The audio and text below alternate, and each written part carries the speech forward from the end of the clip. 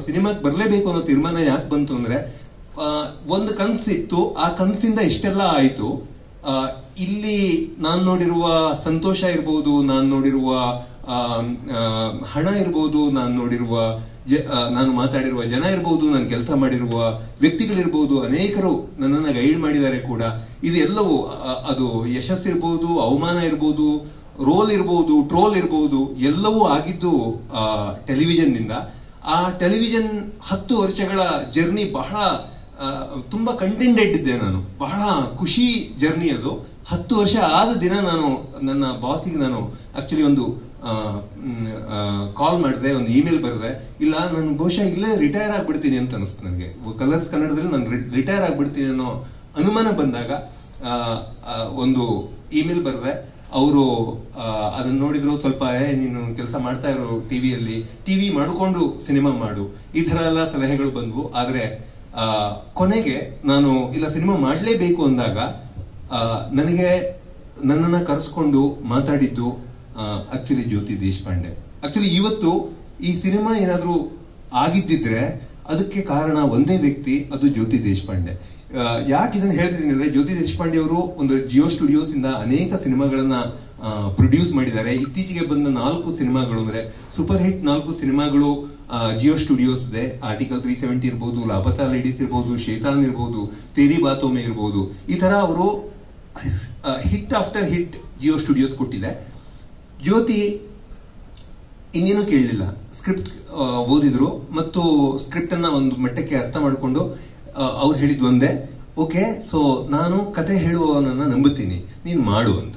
So ಈ ಒಂದು ಧೈರ್ಯ ಒಬ್ಬ ಕತೆಗಾರನಿಗೆ ಸಿಕ್ಕಿದ್ದು ಅದು ಅದೃಷ್ಟ. ಸೊ ಅವರು ನನಗೆ ಆ ಅವಕಾಶ ಕೊಟ್ಟರು. ಓಕೆ, ಟಿವಿ ಬಿಡ್ತೀಯಾ, ಆಯ್ತು, ನೀನು ಜಿಯೋ ಸ್ಟುಡಿಯೋಸ್ ಅನ್ನ ಕರ್ನಾಟಕದಲ್ಲಿ ಸೆಟಪ್ ಮಾಡುವಂತ ನನ್ನ ಜಿಯೋ ಸ್ಟುಡಿಯೋಸ್ಗೆ ಕರ್ಕೊಂಡ್ ಬಂದ್ರು.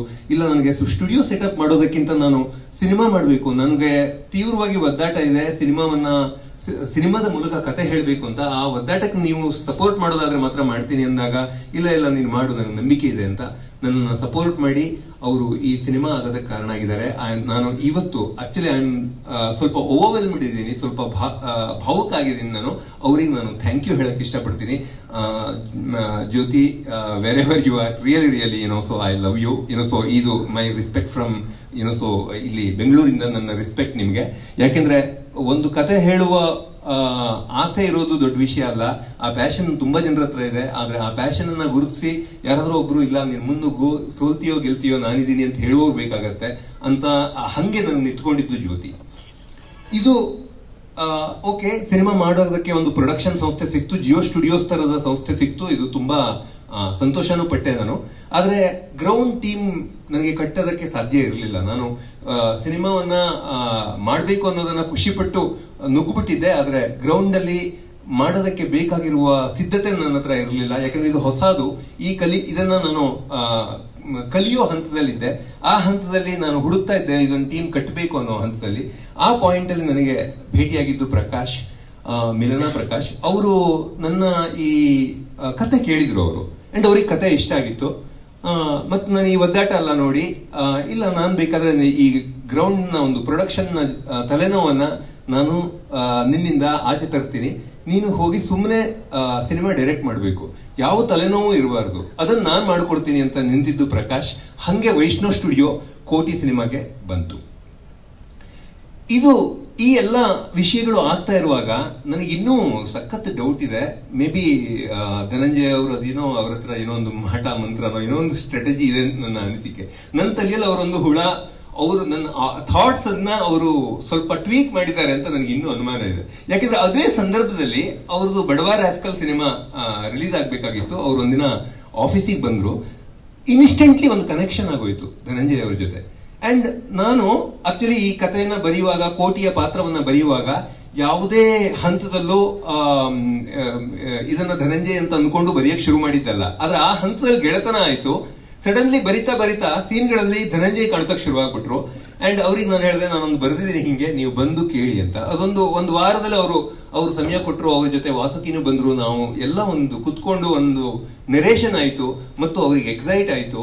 ಅಂಡ್ ನನಗೆ ಧನಂಜಯ್ ಅವ್ರ ಬಗ್ಗೆ ಬಹಳ ಖುಷಿ ಏನು ಅಂದ್ರೆ, ಕನ್ನಡದಲ್ಲಿ ಇಷ್ಟು ಸೂಕ್ಷ್ಮ ಮನಸ್ಸಿನ ಒಬ್ಬ ನಟನನ್ನ ನಾನು ನಟನ ಜೊತೆ ಕೆಲಸ ಮಾಡ್ತಿದ್ದೀನಿ ಅನ್ನೋದಕ್ಕೆ ಬಹಳ ಖುಷಿ ಪಡ್ತೀನಿ. ಯಾಕೆಂದ್ರೆ ಫ್ಯಾಬ್ಯುಲಸ್ ಆಕ್ಟರ್.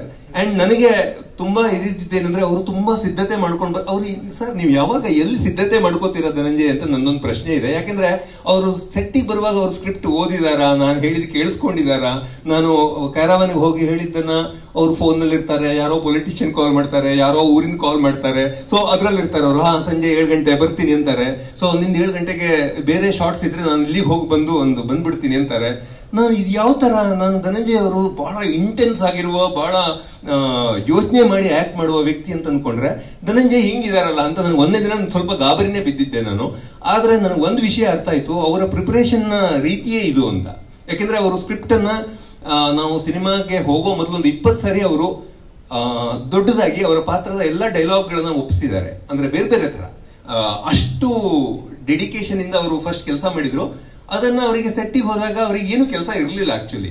ಹಾಗಾಗಿ ಅವರು ಬೇರೆದೆಲ್ಲ ಮಾಡಿಕೊಂಡು ಕೂಡ ಶಾರ್ಟಿಗೆ ಬಂದ್ರೆ ಇಮಿಡಿಯೇಟ್ಲಿ ಒಂದು ಬದಲಾವಣೆ ಕೇಳಿದ್ರು ಅಷ್ಟೇ, ಇಮಿಡಿಯೇಟ್ಲಿ ಅವ್ರಿಗೆ ಕೊಡಕ್ ಸಾಧ್ಯ ಆಗ್ತಾ ಇತ್ತು. ನನಗೆ ಬಹಳ ಖುಷಿ ಇದೆ. ಈ ಸಿನಿಮಾ ನೋಡಿದ್ಮೇಲೆ ನೀವೆಲ್ಲ ಹೇಳ್ತೀರಾ ಧನಂಜಯ್ ಒಳಗಡೆ ಇಷ್ಟು ಅದ್ಭುತವಾಗಿರುವ ಆಕ್ಟರ್ ಇದಾನೆ ಅಂತ. ಜೊತೆಗೆ ಇನ್ನೂ ಒಂದು ಅನ್ಸೋದೇನು ಅಂದ್ರೆ ಧನಂಜಯ್ ಅವರ ಒಂದು ಡಾಲಿ ಇಮೇಜ್ ಏನಿದೆ, ಐ ಥಿಂಕ್ ಏನೋ ಇದು ಅಪೋಸಿಟ್ ಸಿನಿಮಾ ಅಂತ ಅನ್ಕೋತೀನಿ ನಾನು ಡಾಲಿ ಇಮೇಜಿಗೆ. ಆದ್ರೆ ಅದು ಒಂದೇ ದಿನ ನನಗೆ ಗೆಲ್ಲತ್ತೆ ಅಂತ ಯಾಕೆ ಅನಿಸ್ತು ಅಂದ್ರೆ, ನೀವು ಬೇಕಿದ್ರೆ ನೋಡಿ ಈ ಸಿನಿಮಾದಲ್ಲಂತೂ ನೀವು ಖಂಡಿತ ಧನಂಜಯ್ ಅವರ ಒಂದು ಸ್ಮೈಲ್ ಇದೆ, ಅದು ಅವ್ರು ರೀಡಿಂಗ್ ಮಾಡುವಾಗ ನಮಗೆ ಒಂದ್ ಸ್ವಲ್ಪ ಸ್ಮೈಲ್ ಜೊತೆ ಇದನ್ನು ಓದ್ಬೋದು ಅಂತ ಕೇಳಿದ್ವಿ ನಾವು. ಅಂಡ್ ಅವರೊಂದು ಸ್ಮೈಲ್ ಕೊಟ್ಟು ಅದನ್ನ ಓದಕ್ ಶುರು ಮಾಡಿದ್ರು ಅವ್ರ ಡೈಲಾಗ್ ಅನ್ನ. ಅವತ್ತೇ ಅನ್ಸ್ಬಿಡ್ತು ಯಾರು ಧನಂಜಯ್ ಅವರ ಸ್ಮೈಲ್ ಬಗ್ಗೆ ಗಮನನೇ ಕೊಟ್ಟಿಲ್ಲ ಇಲ್ಲಿವರೆಗೆ ಅಂತ. ಸೊ ಬಹುಶಃ ಅವರಿಗೆ ಬಂದಿರುವ ಪಾತ್ರಗಳು ಹಾಗೆ ಇದ್ವು ಅಂತ ಅನ್ಸುತ್ತೆ. ಬಟ್ ಅದು ಒಂದು ಬ್ಯೂಟಿಫುಲ್ ಆಗಿ ಕೂಡ ಬಂತು. ಧನಂಜಯ್ ಅವರು ಇದನ್ನ ಒಪ್ಕೊಂಡ್ರು ಅಂಡ್ ಒಂದು ಅದ್ಭುತವಾಗಿರುವ ಪರ್ಫಾರ್ಮೆನ್ಸ್ ಅನ್ನ ಅವರು ಕೊಟ್ಟಿದ್ದಾರೆ. ಈ ಇಡೀ ಇದರಿಂದ ನಮ್ಗೆ ಅಂಡ್ ಇನ್ನೂ ಒಂದು ಇಲ್ಲಿ ನಾನು ಹೇಳಲೇಬೇಕು, ಸಿನಿಮಾ 85 ದಿನ ನಾವು ಶೂಟ್ ಮಾಡಿದೀವಿ. ಸಿನಿಮಾ ಚಿತ್ರೀಕರಣ ಮುಗಿದಿದೆ. ಇಲ್ಲಿ ಯಾರೋ ಒಬ್ರು ನನಗೆ ಕೇಳಿದ್ರು ಯಾವಾಗಿಂದ ಚಿತ್ರೀಕರಣ ಶುರು ಅಂತ. ಸೊ ನಾನು ಸಿನಿಮಾ ಚಿತ್ರೀಕರಣವನ್ನ ಮುಗಿಸಿದೀನಿ. ಸಿನಿಮಾ ರೆಡಿ ಇದೆ, ಸಿನಿಮಾ ರಿಲೀಸಿಗೆ ರೆಡಿ ಇದೆ ಆಕ್ಚುಲಿ. ಅಂದ್ರೆ ಪೋಸ್ಟ್ ಪ್ರೊಡಕ್ಷನ್ ಕೂಡ ಮಿಕ್ಸಿಂಗ್ ಹಂತದಲ್ಲಿದೆ. ಅಷ್ಟು ಕಂಪ್ಲೀಟ್ ಆಗಿ ಇದು ಮುಗಿದಿದೆ. ಯಾಕೆಂದ್ರೆ ಇಲ್ಲಿವರೆಗೆ ಸುದ್ದಿ ಮಾಡುವ ಉದ್ದೇಶ ಯಾಕಿರ್ಲಿಲ್ಲ ಅಂದ್ರೆ, ಒಂದು ಸಿನಿಮಾ ಎಷ್ಟು ಪವರ್ಫುಲ್ ಆಗಿ ಬಂದಿದೆ ಅನ್ನೋದನ್ನ ಒಂಚೂರು ನನಗೆ ಒಂದು ಕಾನ್ಫಿಡೆನ್ಸ್ ತಗೋಬೇಕಾಗಿತ್ತು. ನಾನು ಆ ಸಿನಿಮಾವನ್ನ ನೋಡಿ ಕಾನ್ಫಿಡೆನ್ಸ್ ತಗೋಬೇಕಾಗಿತ್ತು. ಆ ಒಂದು ಕಾರಣಕ್ಕೆ ಈ ಇಷ್ಟು ದಿನ ನಾವು ಈ ಸಿನಿಮಾ ಬಗ್ಗೆ ಏನೂ ಮಾತಾಡ್ಲಿಲ್ಲ. ಆದ್ರೆ ಇವತ್ತು ಅದನ್ನ ಮಾತಾಡೋ ಸಂದರ್ಭ. ಇವತ್ತು ನಿಮ್ಗೆ 2 ನಿಮಿಷದ ವಿಜುವಲ್ಸ್ ಅನ್ನು ನಾನು ತೋರಿಸ್ತೀನಿ ಮತ್ತು ಸಿನಿಮಾದ ಒಂದು ಝಲಕ್ ನಿಮ್ಗೆ ಸಿಗತ್ತೆ ಅಂತ ಅನ್ಕೋತೀನಿ. ಸೊ ಇಡೀ ಇದರಲ್ಲಿ ಈಗ ಟೀಸರ್ ಅನ್ನ ನೋಡೋ ಟೈಮ್ ನಾವು. ಟೀಸರು ಆಕ್ಚುಲಿ 5 ಗಂಟೆಗೆ ಅಂತ ಇರೋದು, 4:50 ಸೊ ಅದಕ್ಕೂ ಮೊದಲು ನಾನು ಈ ಪತ್ರಿಕಾ ಮಿತ್ರರ ಜೊತೆ ಮತ್ತು ಉಳಿದವ್ರ ಜೊತೆ ಒಂದು ಮಾತುಕತೆ ಮಾಡೋಣ ಅಂತ ಯಾಕೆ ಅನಿಸ್ತು ಅಂದ್ರೆ, ಇದೊಂದು ಲೀಡ್ ಅಪ್ ಇದ್ರೆ ಈ ಎಫರ್ಟ್ ನಿಮಗೆ ಬೆಟರ್ ಅರ್ಥ ಆಗ್ಬಹುದು, ನಿಮಗೆ ಹೆಚ್ಚು ಚೆನ್ನಾಗಿ ಕಮ್ಯುನಿಕೇಟ್ ಆಗಬಹುದು ಅನ್ನೋ ಕಾರಣಕ್ಕೆ ಇದನ್ನ ಮಾಡ್ತಾ ಇದ್ದೀನಿ. ಸೊ ಸರ್, ಅದಕ್ಕೂ ಮುಂಚೆ ಒಂದು ಕ್ವೆಶನ್ ಇದೆ sir. So Jio studios Kannada head ಆದಂತ ನೀವು ಈಗ ರೈಟರ್ ಹಾಗೂ ಡೈರೆಕ್ಟರ್ ಆಗಿ ಕಾಣಿಸ್ಕೊಂಡಿದ್ದೀರಾ ಸರ್. ಈಗಾಗಲೇ ನೀವು ನೋಡಿರ್ತೀರಾ, ಯುಗಾದಿ ಹಬ್ಬದ ದಿನ ಪೋಸ್ಟರ್ ರಿಲೀಸ್ ಆಗುತ್ತೆ. I think title first time ನಾವೆಲ್ಲ ಟೈಟಲ್ ಕೇಳ್ತೀವಿ, ಕೋಟಿ ಅನ್ನೋ ಟೈಟಲ್. ಅದ್ರ ಜೊತೆ ಒಂದು ಫಸ್ಟ್ ಲುಕ್ ನೀವೇ ನೋಡ್ತಾ ಇದ್ದೀರಾ. ನಮ್ಮ ಡಾಲಿ ಅವರು ಎಷ್ಟು ಅದ್ಭುತವಾಗಿ ಕಣ್ಣಲ್ಲೇ ಮಾತಾಡಿಸ್ತಾ ಇದ್ದಾರೆ ನಿಮ್ನೆಲ್ಲ ಅಂತ. ಸರ್, ಅದಕ್ಕೂ ಮುಂಚೆ ಕೌಂಟ್ ಡೌನ್ ಸ್ಟಾರ್ಟ್ ಆಗುತ್ತೆ. 1 day to go, 2 day to go, 3 days to go ಅಂತ. ಅದನ್ನು ತುಂಬಾ ವಿಭಿನ್ನವಾಗಿ ಬಿಟ್ಟಿದ್ದೀರಾ ಸರ್ ಪೋಸ್ಟರ್ಸ್ ಗಳು. ಸೊ ಅದ್ರ ಬಗ್ಗೆ ಒಂದೆರಡು ಮಾತು ಹೇಳೋದಾದ್ರೆ ಸರ್. ಇಲ್ಲ, ನನಗೇನು ಹೆಂಗ್ ಮಾಡ್ಬೇಕು ಅಂತ ಗೊತ್ತಿಲ್ಲ ಆಕ್ಚುಲಿ. ಇದು ಐಡಿಯಾ ಇಲ್ಲದೆ ಇರುವಾಗ ಏನು ಐಡಿಯಾ ಬಂತು ಅದನ್ನ ಮಾಡಿರೋದು. ಆಕ್ಚುಲಿ ಇದನ್ನ ಅಂದ್ರೆ ಕೋಟಿ ಅನ್ನೋ ಟೈಟ್ಲ್ ಬಂದಿದ್ದನ್ನ ಹೇಳ್ತೀನಿ. ಆಕ್ಚುಲಿ ಆ ಪಾಯಿಂಟ್ ಅಲ್ಲಿ ಇದನ್ನ ಬರೀತಾ ಇದ್ವಿ. ಒಂದು ಹೆಸರು ಬೇಕು ನನಗೆ, ಅದು ಸುಲಭವಾಗಿರ್ಬೇಕು, ಹೇಳೋದಕ್ಕೆ ಬಹಳ ಆರಾಮಾಗಿ ಹೇಳಕ್ಕಾಗ್ಬೇಕು, ಎಲ್ಲರಿಗೂ ಅರ್ಥ ಆಗ್ಬೇಕು, ಒಂದಕ್ಕಿಂತ ಹೆಚ್ಚು ಮೀನಿಂಗ್ ಇರಬೇಕು ಆ ಟೈಟ್ಲಿಗೆ, ಮತ್ತು ಅದು ನನ್ನ ಸಿನಿಮಾವನ್ನ ಸಮರೈಸ್ ಮಾಡಬೇಕು, ಒಂದು ಸಾರಾಂಶವನ್ನ ಅದು ಹೇಳಬೇಕು. ಇದು ನನಗೆ ಇದ್ದ ಉದ್ದೇಶ. ಬಹಳ ಒದ್ದಾಡ್ತಾ ಇದ್ದೆ. ಇದಕ್ಕೆ ಮುನ್ನ ಅಂತ ಹೆಸರಿಟ್ಟಿದ್ದೆ, ಬಾಬು ಅಂತ ಹೆಸರಿಟ್ಟಿದ್ದೆ ಈ ಹೀರೋಗೆ. ಅವಾಗ ಇನ್ನು ಧನಂಜಯ್ ಬಂದಿರಲಿಲ್ಲ. ಈ ತರ 20 ಹೆಸರುಗಳನ್ನು ನಾನು ಈ ಸಿನಿಮಾದ ಸೆಂಟ್ರಲ್ ಕ್ಯಾರೆಕ್ಟರ್ಗೆ ಟ್ರೈ ಮಾಡಿದ್ದೆ. ಆದ್ರೆ ಯಾವ ಹೆಸರು ಕೂಡ ನನಗೆ ಕನ್ವಿನ್ಸಿಂಗ್ ಅಂತ ಅನಿಸ್ತಿರ್ಲಿಲ್ಲ. ಒಂದಿನ ಸುಮ್ಮನೆ ನಾನು ಏನೋ ಮಾಡ್ತಾ ಇರುವಾಗ ನಮ್ಮನೆ ವಾಟರ್ ಪ್ಯೂರಿಫೈಯರ್ ಹಾಳಾಯ್ತು. ನಾನು ಕಾಲ್ ಮಾಡಿದೆ, ಯಾರೋ ಒಬ್ಬ ಪ್ಯೂರಿಫೈಯರ್ ರಿಪೇರಿ ಅವನು ಬಂದ. ನನಗೆ ಅವನಿಗೆ ಒಂದ್ ಸಣ್ಣ ಇಡೀ ಮಾತುಕತೆಯಲ್ಲಿ ಒಂದ್ ಸಣ್ಣ ಕನೆಕ್ಷನ್ ಆಯ್ತು. ಅವನು ಅದು ಇಲ್ಲ ಸರ್, ಇದು ನೀವು ಫಿಲ್ಟರ್ ಹಂಗಾಕಿಲ್ಲ, ಇದಕ್ಕೆ 500 ರೂಪಾಯಿ ಆಗತ್ತೆ, ಇದಕ್ಕೆ 900 ರೂಪಾಯಿ ಆಗತ್ತೆ, ಈ ತರ ಅವನು ಲಿಸ್ಟ್ ಕೊಡ್ತಾ ಹೋದ. ಸೊ ಸುಮಾರು 3500 ರೂಪಾಯಿವರೆಗೆ ಅದು ಬಿಲ್ ಆಯ್ತು ಒಂದು ಅರ್ಧ ಮುಕ್ಕಾಲು ಗಂಟೆಯಲ್ಲಿ. ನನಗೆ ಈ 3500 ರೂಪಾಯಿ ಅವನು ನಿಜವಾಗ್ಲೂ ಅಷ್ಟ ಆಯ್ತಾ ಇದಕ್ಕೆ, ಅಥವಾ ಇವನು ಸುಮ್ಮನೆ ನನಗೆ ಬಿಲ್ ಹಾಕೊಂಡು ಹೋಗ್ತಿದ್ದಾನೆ ಅಂತ ಒಂದು ಡೌಟ್ ಆಯ್ತು. ಅಂಡ್ ನಾನು ಆ ಕನ್ಫ್ಯೂಷನ್ ನಲ್ಲೇ ಇದ್ದೆ. ಮತ್ತೆ ಕೇಳಿದೆ, ನಿನ್ನ ಹೆಸರೇನು, ಎಲ್ಲಿ ಆಕ್ಚುಲಿ ನೀನು ಆ ಕಂಪನಿಯಿಂದ ಬಂದಿರೋದಾ ಅಥವಾ ಫ್ರೀಲ್ಯಾನ್ಸರ ನೀನು ಅಂತ. ಅವನು ಹೇಳ್ದ, ಇಲ್ಲ ಸರ್ ನನ್ನ ಹೆಸರು ಕೋಟಿ ಅಂತ, ಕೋಟೀಶ್ವರ ಆಕ್ಚುಲಿ ನನ್ನ ಹೆಸರು, ಕೋಟಿ ಅಂತ ನನ್ನ ಹೆಸರು, ನಾನು ಆ ಕಂಪನಿಯಲ್ಲೇ ಕೆಲಸ ಮಾಡೋದು ಅಂತ. ಅಂಡ್ ಅದಾದ್ಮೇಲೆ ನಾನು ಅವನ ಜೊತೆ ಆಕ್ಚುಲಿ ಬಾರ್ಗೇನ್ ಮಾಡೋಣ ಅಂತಿದ್ದೆ, ಒಂದ್ 2,500 ಮಾಡ್ಕೊ ಅಂತ. ಬಟ್ ನನಗೆ ಕೋಟಿ ಅಂತ ಅವ್ನು ಹೇಳಿದ ಕೂಡಲೇ ಅವ್ನ ಕೈ ಕೊಟ್ಟೆ ನಾನು. ಏನಕ್ಕೆ ಸರ್, ಏನಾಯ್ತು ಅಂತ. ಇಲ್ಲ ಬಿಡು, 3,500 ತಗೋ ಅಂತ. ಸೊ ಯಾಕೆ ಅಂತ ಕೇಳ್ದ, ಇಲ್ಲ ಏನೋ ಸಾಲ್ವ್ ಆಯ್ತು ಅಂತ. ಇವತ್ತು ನಾನು ಹೇಳ್ಕೊತಾ ಇದ್ದೀನಿ ಇದನ್ನ. ಆ ವಾಟರ್ ಪ್ಯೂರಿಫೈಯರ್ ನ ಹುಡುಗ ಕೋಟಿ ನನಗೆ ನಾನು 20-25 ದಿನಗಳಿಂದ ಒದ್ದಾಡ್ಕೊಂಡು ತಲೆ ಕೆಡಿಸ್ಕೊಂಡು ಹುಡುಕ್ತಾ ಇದ್ದಂತಹ ಒಂದು ಹೆಸರನ್ನ ಆಕ್ಚುಲಿ ಕೊಟ್ಟಿದ್ದಾನೆ. ಹಿಂಗೆ ನಮ್ಮ ಜೀವನದ ಪ್ರತಿ ಹಂತದಲ್ಲಿ ನಮ್ಗೆ ಕಥೆಗಳು ಸಿಗತ್ತೆ, ಪಾತ್ರಗಳು ಸಿಗತ್ತೆ, ಹೆಸರುಗಳು ಸಿಗತ್ತೆ, ಅನುಭವಗಳು ಸಿಗತ್ತೆ.